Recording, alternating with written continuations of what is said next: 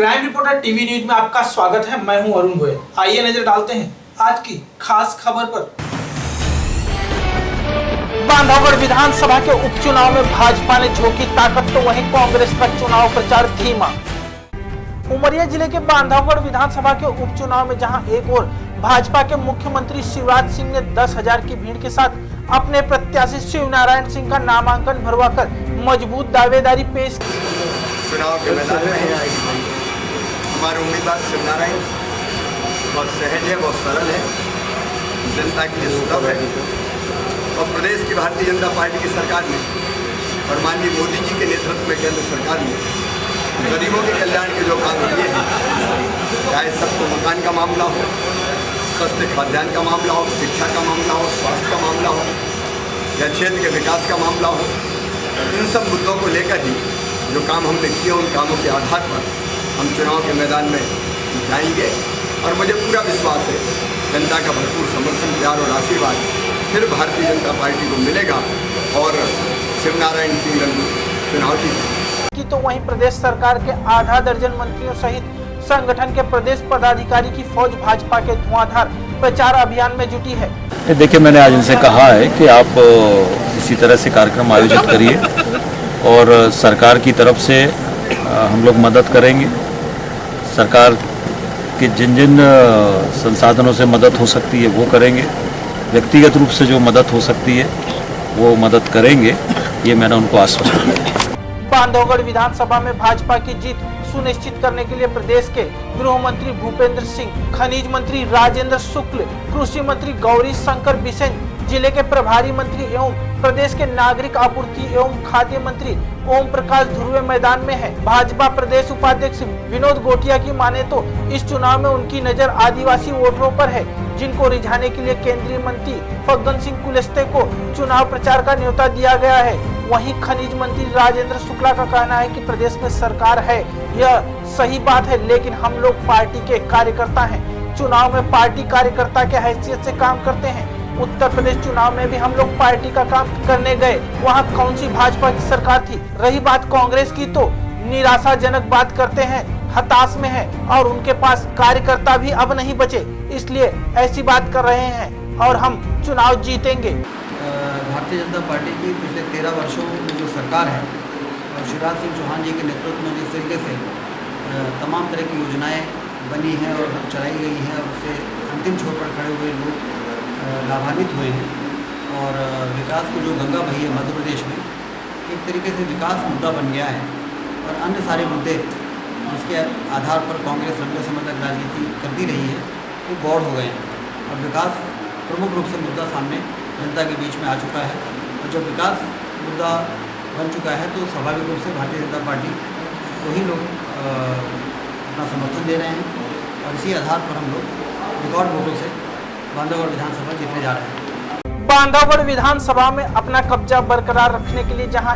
एक और भाजपा ने अपनी पूरी ताकत झोंक दी है, वहीं कांग्रेस पार्टी के प्रत्याशी सावित्री सिंह अकेले चुनाव प्रचार की कमान संभाले हैं। आप आगे ले जाएंगी और आपके मुख्य कैंपेनिंग में मुद्दे क्या होंगे? मैं बताना चाहूँगी ये चुनाव मैं नहीं लड़ रही, ये मेरे क्षेत्र की मतदाता और मेरे क्षेत्र की जनता लड़ रही है। उनकी मांग थी कि सावित्री सिंह को टिकट मिलना चाहिए, उनकी मांग के अनुसार टिकट दी गई है और ये चुनाव सावित्री सिंह नहीं लड़ रही है, क्षेत्र की जनता लड़ रही है। ये फैसला जनता ही करेगी। स्थानीय संगठन के साथ सावित्री सिंह घर घर जाकर वोट मांग रही हैं। हालांकि बांधवगढ़ विधानसभा में कांग्रेस के चुनाव प्रभारी सविता दीवान शर्मा प्रदेश के 2 दर्जन विधायकों और पूर्व मंत्रियों का चुनाव प्रचार करना बता रही हैं। हमने 11 विधायक और 17 पूर्व विधायक और पूर्व मंत्री इस क्षेत्र में लगा रखे हैं। मध्य प्रदेश कांग्रेस कमेटी के पदाधिकारी यहाँ हैं और सबसे बड़ी बात यह है कि बांधवगढ़ विधानसभा का हमारा कार्यकर्ता जो बूथ स्तर का कार्यकर्ता है, जो कार्यकर्ता है, सेक्टर स्तर का कार्यकर्ता है, वो बहुत सक्रिय है और बहुत उत्साह में है। उसमें जनता का रुझान कांग्रेस की तरफ है और हम बिल्कुल आश्वस्त हैं कि ये चुनाव हम जीतेंगे। कल से ड्यूटी पर रहेंगे। जी हाँ, लागी हैं। हाँ, जिनकी ड्यूटी लगाई गई है वे सब कल से रहेंगे। एक बात, दूसरी चीज़ ये कि अजय सिंह जी लगातार हमारे साथ हैं। 2 तारीख को वोटर की शोभा बढ़ रही है मैडम। नहीं, 2 तारीख को घुलघुली में माननीय कमलनाथ जी की बैठक है, उसके लिए हम अभी निकल रहे हैं घुलघुली के लिए। लेकिन स्थानीय बड़े नेताओं का कार्यक्रम तय हो गया है। कल से वो लोग उमरिया आकर चुनाव प्रचार करेंगे। कमलनाथ, अजय सिंह, राहुल भैया और भी बड़े नेता आ रहे हैं। वो यहाँ पूरी तरह जीतने में जुटेंगे। मुख्यमंत्री महोदय जो है